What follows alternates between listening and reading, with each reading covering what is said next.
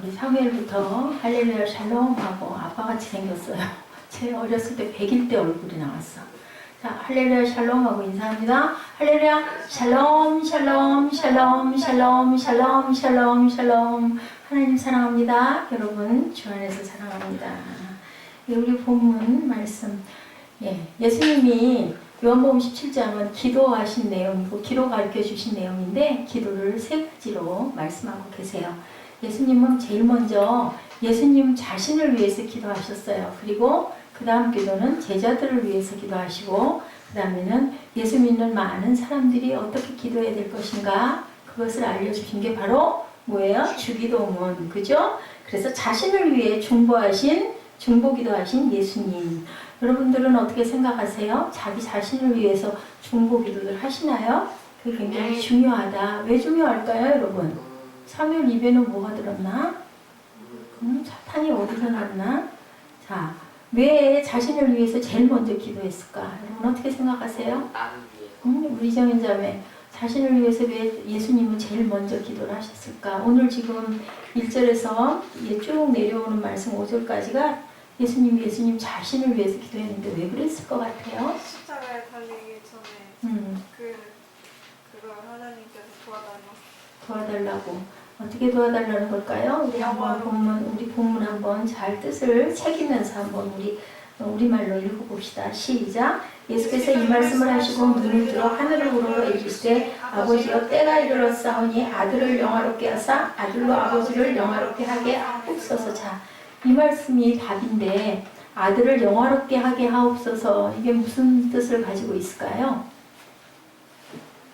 이정현 자매한테 질문한 거야.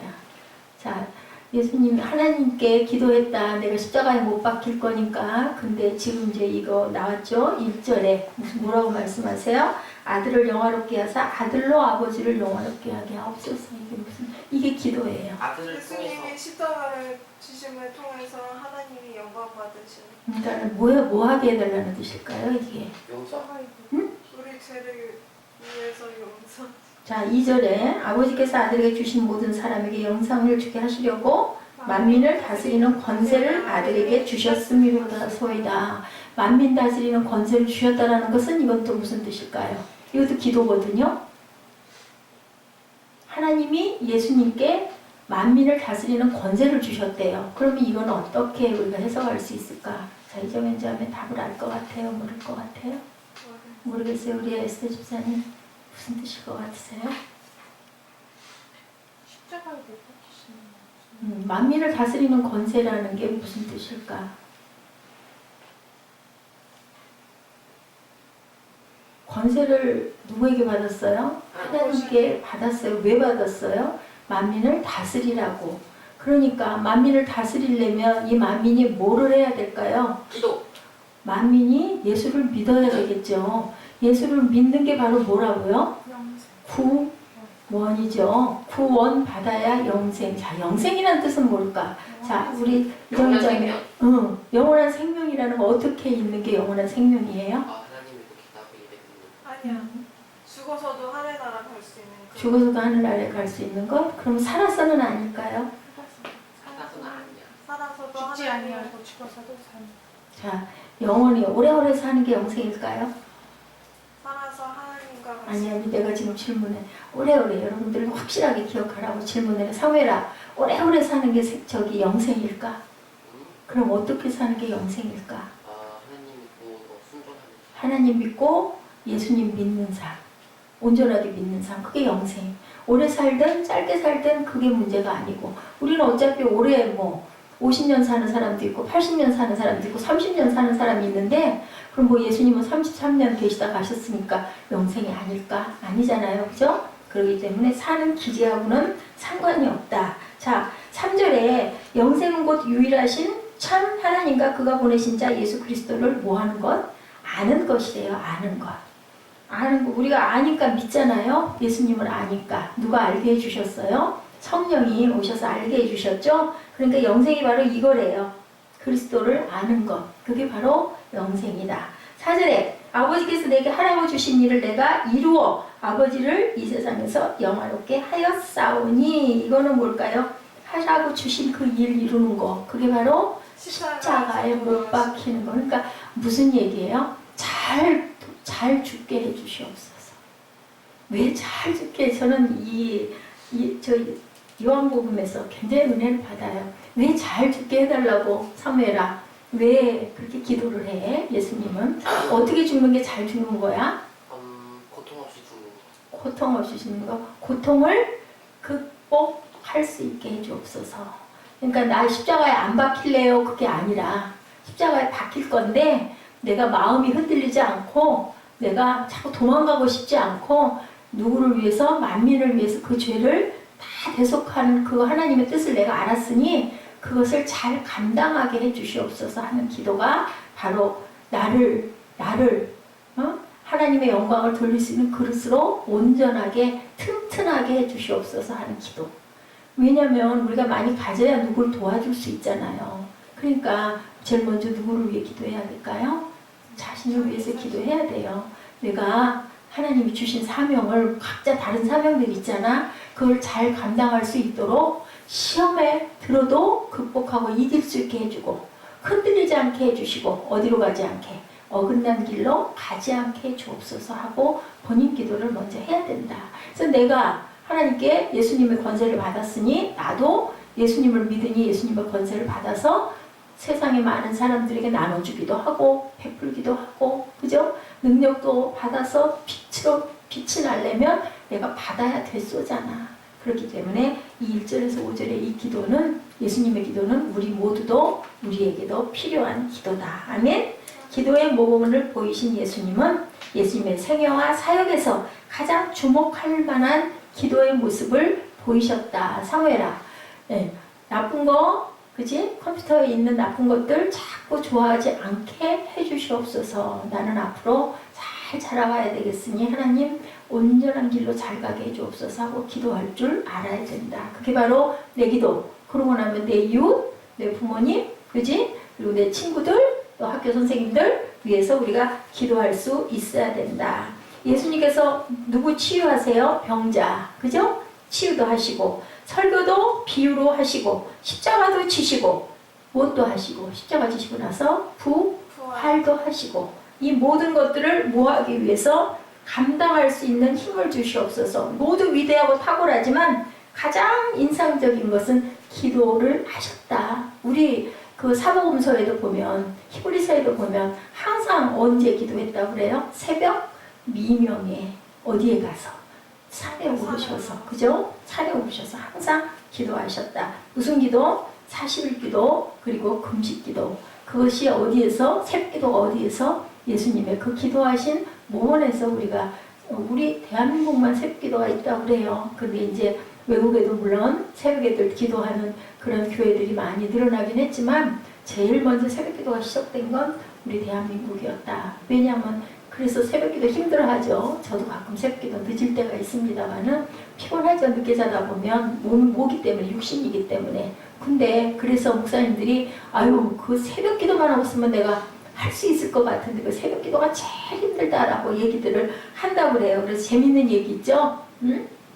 무슨 놈의 그놈의 새벽기도 그것만 좀 없으면 그래서 우리들이 웃으면서 얘기해 그놈의 새벽기도는 누구 놈의 새벽기도야? 예수님이 하신 새벽기도.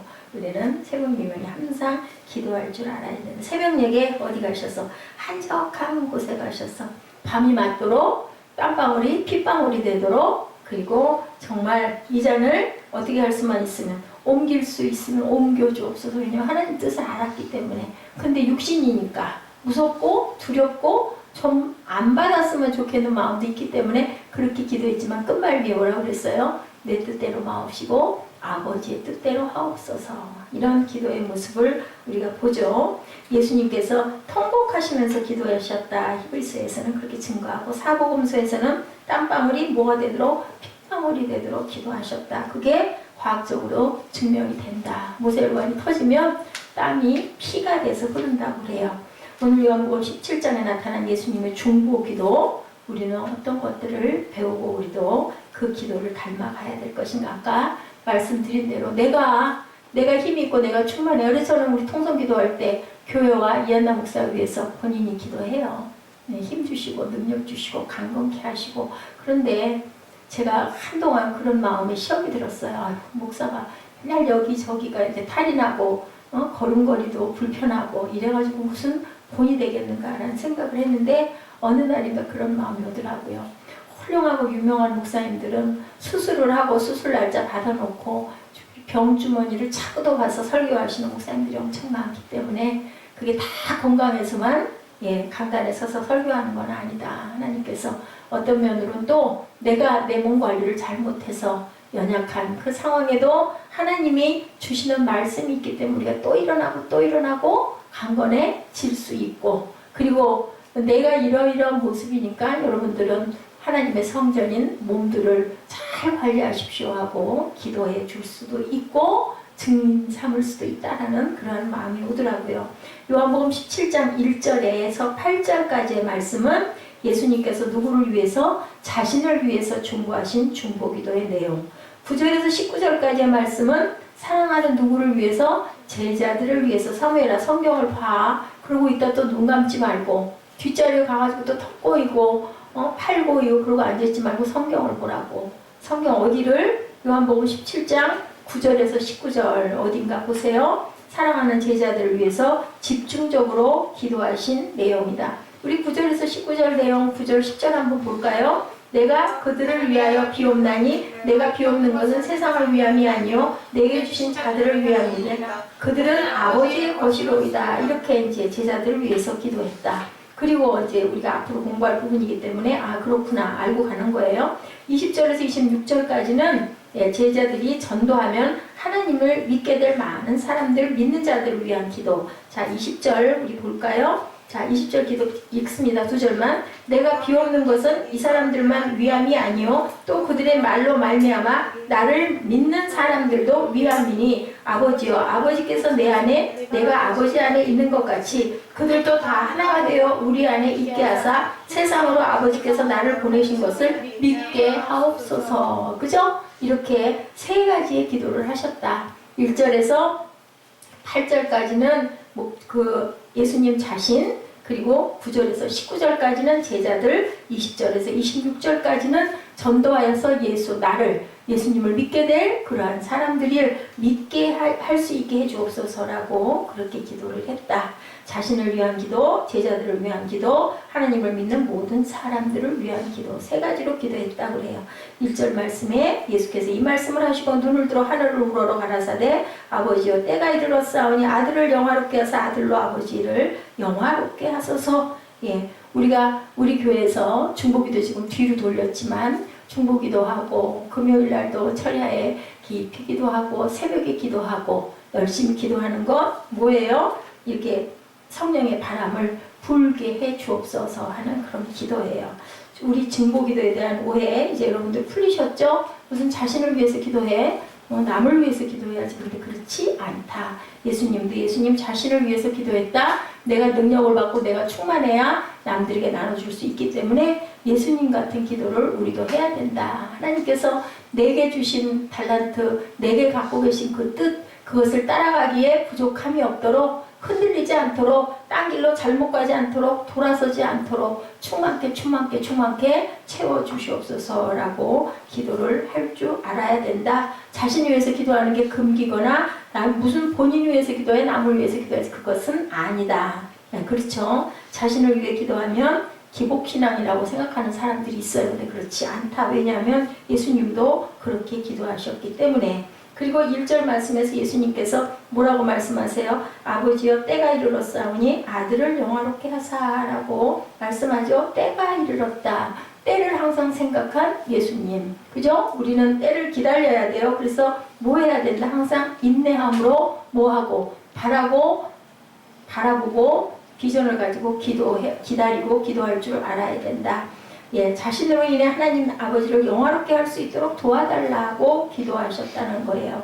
자, 여러분들 아까도 얘기했지만 내가 가진 게 있어야 남을 도와주잖아요. 내가 돈이 있어야 누가 가난해서 물질이 필요한 사람을 도와줄 수 있죠. 내가 건강해야 남을 부축시켜 줄 수 있죠. 내가 몸이 약하면 남에게 내가 기댈 수밖에 없기 때문에 강건하게 해달라고 기도해야 된다. 그리고 우리가 은혜가 충만해야 다른 사람에게도 그 은혜를 전해주고 끼칠 수 있기 때문에 우리가 또한 은혜를 충만하게 받아야 된다. 예수님께서는 모든 면에서 남을 도울 수 있도록 항상 풍성하셨죠. 그래서 항상 병자도 고쳐주시고 없는 것도 있게 해주시고, 그죠? 혼인잔치에서 포도주가 떨어졌을 때 포도주도 만들어주시고, 둘째는 세상에 오신 목적을 잘 깨닫고 목적을 이룰 수 있도록 흔들리지 않게 해달라고 기도하셨죠. 첫째는 개인의 안락과 이익, 욕망을 충족시키기 위한 기도가 아니라 아버지를 영화롭게 하는 그것을 구하는 기도. 두 번째는 오신 목적을 내가 잘 감당할 수 있게 흔들려서 딴 데로 돌아가지 않도록 기도. 셋째는 중복에 대해서 중요한 것, 적절한 때와 시기를 위해서 기도하셨다. 아버지여 때가 이르렀사오니 라고 기도했다. 그 때라고 하는 것, 십자가를 지시는 시각을 가리키는데, 우리가 잘 알듯이 전도서 3장 2절에서 8절에 뭐라고 그래요? 그때 알 때가 있으면 죽을 때가 있고, 그죠? 예, 꿰맬 때가, 찢을 때가 있으면 꿰맬 때가 있고, 그 부분이 있죠? 전도서 3장 2절에서 8절. 나중에 찾아서 한번 읽어보시기 바랍니다. 예수님께서도 기적도 베푸시고 제자들도 훈련시키시고 마지막 때가 되었다라고 기도하셔요. 예수님 어머니가 포도주가 떨어졌는데 그것을 좀 어떻게 해야 되지 않니 하니까 예수님 뭐라고 그러셨어요? 아직 내 때가 아닙니다 라고 얘기하셨죠. 그래도 어머니가 하인들에게 가서 예수님이 하시는 대로 순종해라 하니까 또 어머니에게 순종해서, 그죠? 물을 아구까지 채우고 갖다 주라고도 이렇게 말씀을 하시는 그런 아주 인자한 모습을 우리가 보기도 합니다. 아들을 영화롭게 하사, 아까 제가 질문했죠? 항상 적절한 그 때를 알지 못하지만 예수님께서는 완전히 파악하시고 계셨는데 무엇을 통해서? 하나님과 교통하시고 새벽마다 기도하심을 통해서.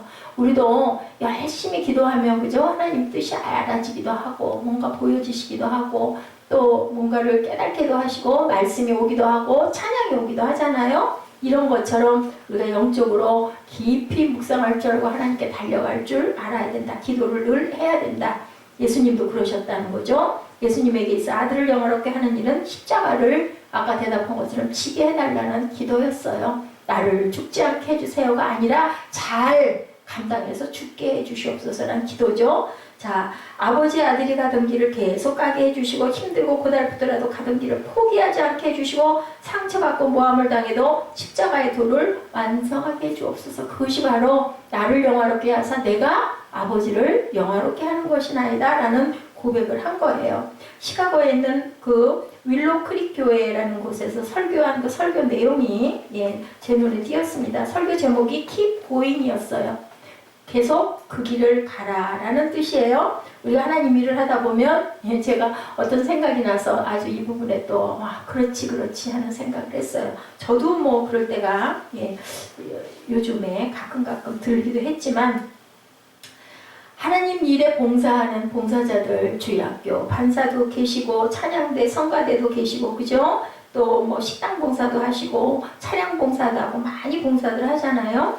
그런데 다들 봉사하다 보면 너무 힘들고 너무 고난스럽고 너무 힘들고 피곤해서 아이고 그만 내려놓고 싶다라는 그러한 마음이 들 때가, 누구나 시험이 들 때가 있다라는 거예요. 내가 이만큼 하는데도 잘 알아주지도 않고 오히려 상처를 받을 때도 있고, 그죠? 비난을 받을 때도 있고, 그러면 이제 그만 좀 나 이제 오래만 하고 안 할 거야 라는 이런 마음이 있는 사람들, 그 목사님의 설교의 말씀이에요. 그게 바로 뭐 할 때다? 계속 그 길을 가야 할 때라는 것을 깨달아라. 그러면서 일어나라고 그러셨대요. 설교를 마치시고 나서 교사를 그만두려고 마음 먹었던 사람들, 또한 청가대를 그만두려고 마음 먹었던 사람들, 모든 봉사를 나 이제 그만할 거야, 난 좀 편하게 예수 믿을 거야 하는 마음이 들었던 분들 일어나십시오 라고 말씀을 했대요. 그러면서 얼마나 힘들었으면 하던 일을 그만두려고 생각했겠느냐며 위로하고, 바로 그때가 하나님이 네 하던 일을 계속해라 하는 사인이라고 얘기를 해서 그만 성전에 모였던 사람들이, 일어났던 사람들이 눈물을 흘리고 울음바다가 되었다라는 그러한 내용이 올라와 있어요.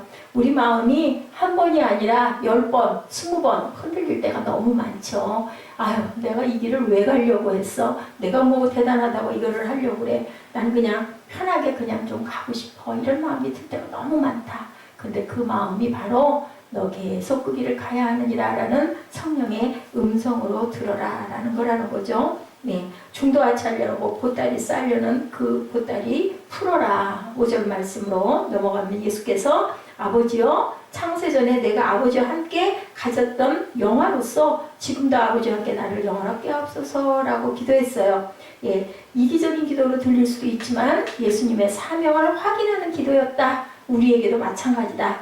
창세전에 아버지와 함께 가졌던 그 영화를 잊지 않게 해달라. 그러니까 세상이 만들어지기도 전에 아버지께서는 우리에게 모든 것들을 다 위임하시고 너는 이 그릇, 너는 저 그릇 이렇게 말씀하셨듯 예수님께 주셨던 그 사명을 내가 감당할 수 있는 그 영화로움을 주시옵소서라는 기도했다라는 거죠. 만민을 다스리는 권세를 가지신 예수님이시죠. 창세전에 아버지와 함께 가졌던 영화란 하늘에 있는 권세를 가리키는 것이고 그 권세를 다시 갖게 해달라. 이에 관한 내용이 2절 말씀이죠. 아버지께서 아들에게 주신 모든 자에게 영생을 주게 하시려고 만민을 다스리는 권세를 아들에게 주셨음이로소이다. 영생을 갖게 하려고 십자가의 고난을 죄 없으신 분이 대신해서 받았다라는 거예요. 하나님은 이렇게 공의로운 하나님이기 때문에 아들도 예외가 없었다라는 거죠. 하늘의 권세를 예수께서 주신 목적은 많은 사람에게 생명을 주기 위해서. 그러면 이 부분은 2절 말씀을 두 단어로 요약하면 구원과 권세예요. 구원하려고 권세를 주셨다. 그래서 그 권세를 받아가지고 나는 내 영화로움과 내 영화로움 곧 아버지의 영광을 드러내는 것이다 라는 말씀을 했다는 거죠. 하늘의 권세를 예수께 주셨는데 권세를 주고 가는 수많은 영혼을 구원해야 되기 때문에 그 권세를 주셨다. 우리 역시도 하나님께서 우리에게 어떤 사명을 주시고 어떤 것을 누릴 수 있게 해주시는 그 모든 것들은 네가 이 일을 감당해. 이한나 목사 여기다 세워놓은 거 많은 숫자 아니고 아주 소수의 숫자이지만 그들에게 은혜를 끼쳐 생명을 살려 라는 그러한 사명을 주셨기 때문에 제가 설교를 여러분들에게 하는 걸 기뻐하고 설교 말씀을 만드는 걸 굉장히 기뻐하고 좋아한다. 찬양하면서 기뻐하고 즐거워하고 찬양 듣는 걸 너무너무 좋아하는 모든 것들은 내가 나 기쁘라고 하는 게 아니라 그걸로 인해서 생명 살려. 그죠? 어떤 사람에게 100명, 어떤 사람에게 1000명, 어떤 사람에게 뭐 10,000명, 어떤 사람에게 단 1명이라도, 단 10명이라도 살리고 있다가 와. 근데 살리려면 우선 뭐예요? 내가 먼저 살아야 돼요. 내가 살아 일어나지 않으면, 내가 기쁘지 않으면 그 기쁜 소식을 어떻게 전하겠어요? 내가 정말 기쁘기 때문에 열정적으로 전할 수가 있다는 거죠. 영생이라는 것 아까 말씀드렸죠? 예, 오래 사는 것, 잘 사는 게 아니라 하나님과 예수님을 아는 것이 영생이라고 본문에 분명하게 말씀을 하고 있어요. 정의를 내려놨죠. 3절에 영생은 곧 유일하신 참 하나님과 그가 보내신 자 예수 그리스도를 아는 것이니이다. 이거 예수님이 깨달으신 거예요. 그래서 이렇게 고백하고 있죠. 아버지께서 내게 하라고 주신 일을 내가 이루어 아버지를 이 세상에서 영화롭게 하였사오니 아버지여 창세전에 내가 아버지와 함께 가졌던 영화로서 지금도 아버지와 함께 나를 영화롭게 하소서 하고 이렇게 기도를 했다라는 거죠. 영생은 곧 유일하신 참 하나님과 그를 보내신 자 예수 그리스도를 아는 것이니이다.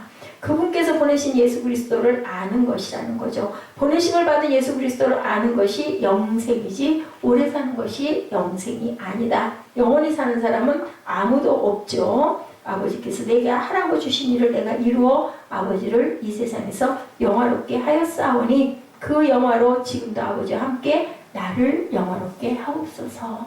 내가 이거를 온전하게 감당하니 아버지와 나에게도 영화로움을 주시옵소서라는 거죠. 하늘의 권세로 나를 영화롭게 하시고 가던 길을 계속하게 주저앉지 않게 돌아서지 않게 해주옵소서. 그것을 내가 확실하게 깨닫고 시련을 견디고 극복하고 이겨나가게 하옵소서. 가는 길이 좁고 힘들고 고독하더라도 계속 가게 하셔서 하나님을 영화롭게 하시고 그걸로 인해서 나도 영화롭게 하게 해 주옵소서. 이 말씀을 에베소서 6장 19, 20절에 사도 바울이 기도합니다. 뭐라고 기도했을까요? 우리 에베소서 6장 19, 20절 우리 한번 찾아서 한번 읽어볼까요?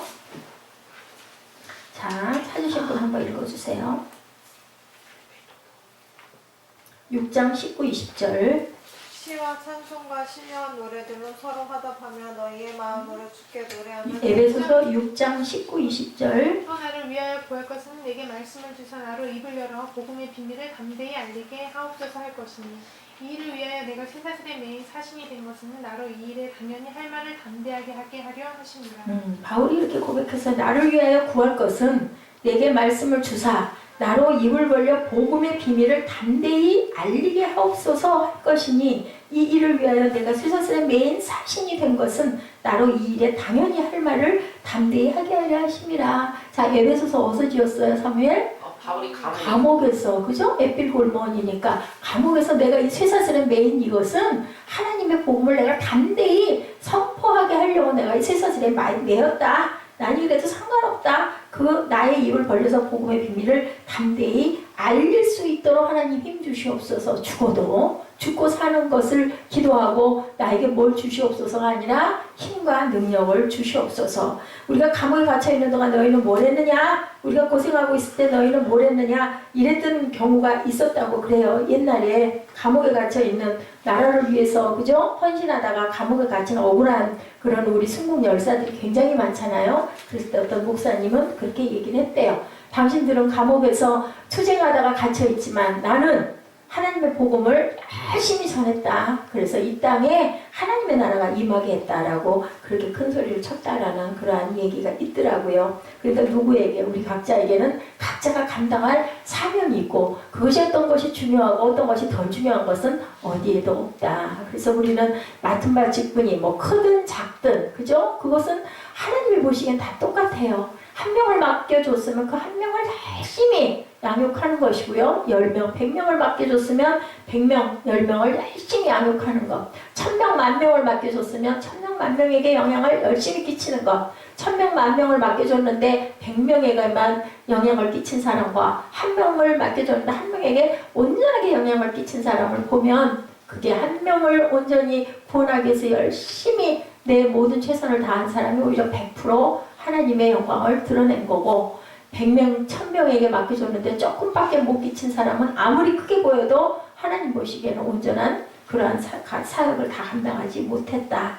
바울은 예수님과 비슷한 기도를 했죠. 어떤 상황에서도 복음을 부인하지 않고 예수님을 똑바로 전할 수 있도록 해달라고 지금 에베소서 말씀에서 고백하고 있죠. 로마의 무서운 세력들 앞에서 목숨을 걸고 예수 그리스도의 복음을 전할 수 있게 해달라. 나는 이런 거 상관없다. 내가 달려갈 길을 위해서는 뭣도 내 생명도 전혀 상관하지 않겠다 그랬어요. 이 땅에 온 목적과 사명을 어떻게 해 주시옵소서 완수하게. 예수님도 그렇게 기도했고 아버지와 아들을 영화롭게 해주셔서 십자가를 지는 것을 피하지 않게 해달라. 또 바울도 똑같이 무엇을 했기 때문에 하나님의 영을 받았기 때문에 무슨 영? 성령이 임하셨기 때문에 그 기도를 우리가 할 수 있었다.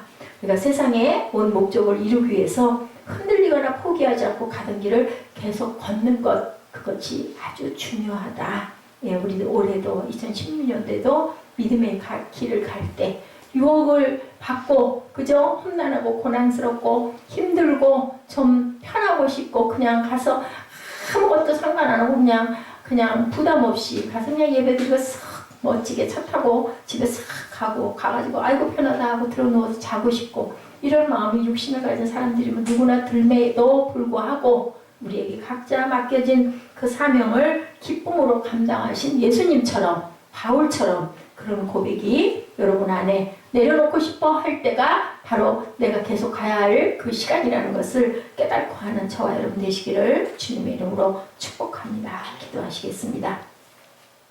예수님께서 아들을 영화롭게 해달라는 중보기도 하신 것처럼 우리도 이 세상에 온 목적을 잊지 않게 하시고 해야 할 사명을 완수하게 하여 주옵소서. 하나님의 종이 되어 하나님의 일을 하게 하여 주옵시고 영생은 오래 사는 것이 아니라 하나님을 알고 예수 그리스도를 아는 것이 영생이라고 하였습니다. 예수님을 더욱 깊이 알기 원합니다. 주님께서 성령으로 가르쳐 주시고 하나님의 온전한 뜻과 목적을 위하여 쓰임받는 하나님의 귀한 생명들 되게 하여 주옵소서. 영생의 참뜻을 알고 깨닫고 가는 우리 모두가 되도록 은총 나려 주시옵소서. 감사드리옵고 예수 그리스도 이름으로 감사하며 기도드렸사옵나이다.